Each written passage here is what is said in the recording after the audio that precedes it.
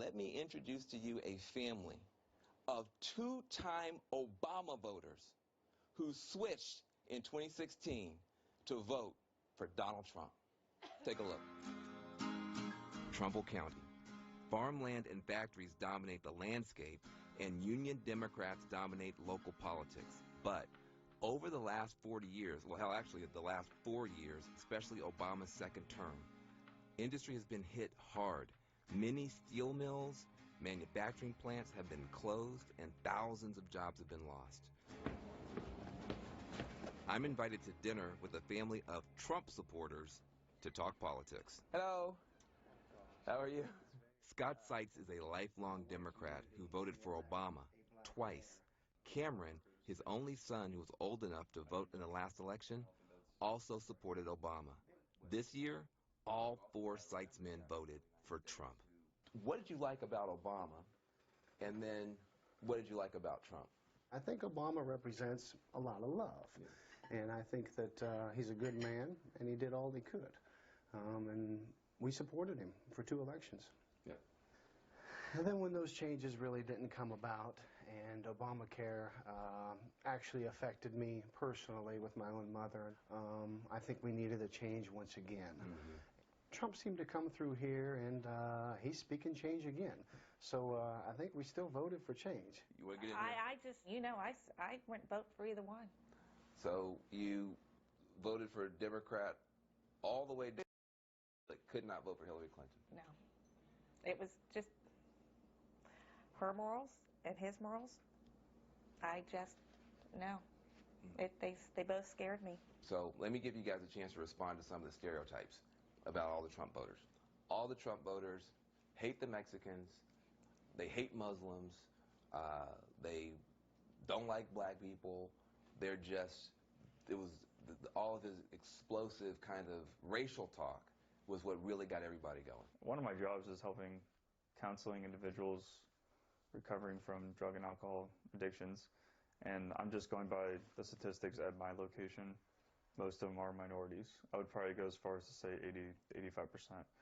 So, you know, if that were the case, and if I was racist, then I just don't believe that I'd be very good at my job. But I'm not the stereotype that individuals think we are. So how does a billionaire, I mean, you guys are serious, like the working class backbone of America and the industrial heartland. How does a billionaire break through to the blue collar worker? We put Democrats in office, and she turned around and forgot completely about us. We are what makes this world go round. We built the tanks and bombs that won these countries' wars, and for you to come through here and completely neglect us, we would have rather vote for anybody instead of her. And all the other stuff that Donald said didn't seem to make a hill of beans. She hurt us, and that's what it is. Please welcome Dorinda and Scott Seitz, right here, all the way from Ohio. Beautiful. Yeah. You know, that was a life-changing thing for me, and I just learned so much from it. It was a total stereotype shatterer. What do you hope people who are watching, people who are in this room, can learn from you, from your family, and your experience so far? We truly want to make America better, and you have enlightened us as well. We hope that the bleeding can actually stop in our area. The Rust Belt area is filled with United Auto Workers, United Steel Workers, and everything trickles down from that. And when they seem to suffer, the rest of us suffer. Mm-hmm. And we need to stop the bleeding. Well, you know, you gave Trump a chance, so, you know, broke my heart. I'm mad. I wish you'd stay with the Democrats, but you gave him a chance. What would it look like? I mean, he owes you now. I mean, what needs to happen for you to feel like you jumping the fence was worth it? Well, we'd like to see him come to the area. Mm-hmm. And at least walk through and see what we see each and every day. We have a ton of mills that have seemed to close up, and not only did they close up, but they've been torn down and removed. They look like ghost towns. Yeah, I saw that. I mean, that was crazy. There were these big mills that have been there your whole life, your parents' life, your grandparents' life, that have been razed to the ground just in the past several months.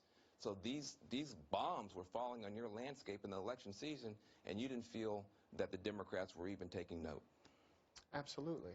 We feel that they came through and paid close attention to the special interest and completely forgot about us. Well, you know, I'm very curious about you, because all the men in your family, your sons, everybody voted for Trump. You went down, you voted for every Democrat on the ballot, but when it came to the presidency, what'd you do? I didn't vote for anybody. You didn't vote for anybody. Nobody. But you are a woman.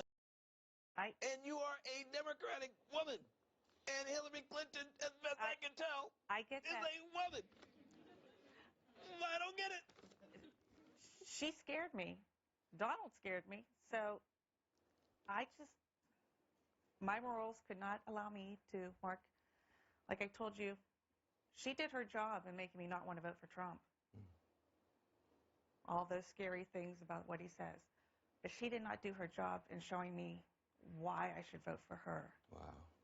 Yeah, well, I mean, that's a heartbreaker, I think, for a lot of Democrats to hear. One more thing I want that blew my mind when we were talking. I'm a strong believer that we need to have good common sense gun regulations. I've been talking about that. I've been going on about that. I do a lot of work in urban environments. We got too much gun violence. But when you hear something about guns and the Second Amendment, you think about meat in your freezer. Tell us about that. Absolutely. When we get a downturn in the economy, we need to still feed our families. And when they talk about the Second Amendment or taking our guns away, that's exactly what we think of all the time that we have hunting together and as a family. And we go out and we harvest and we put food in the freezer. And when we get slow at work, we still have food to feed our families. And that's most important to us. We need to put food on the table. You know, I think people don't know. First of all, I don't think Hillary Clinton wants to take those hunting rifles, but I don't think people understand it's an economic issue for a lot of people, especially people who are on the bubble. Losing my life, yeah. I'll be going on my own, yeah, yeah. Leaving everything I know, yeah, yeah, yeah. Losing my life.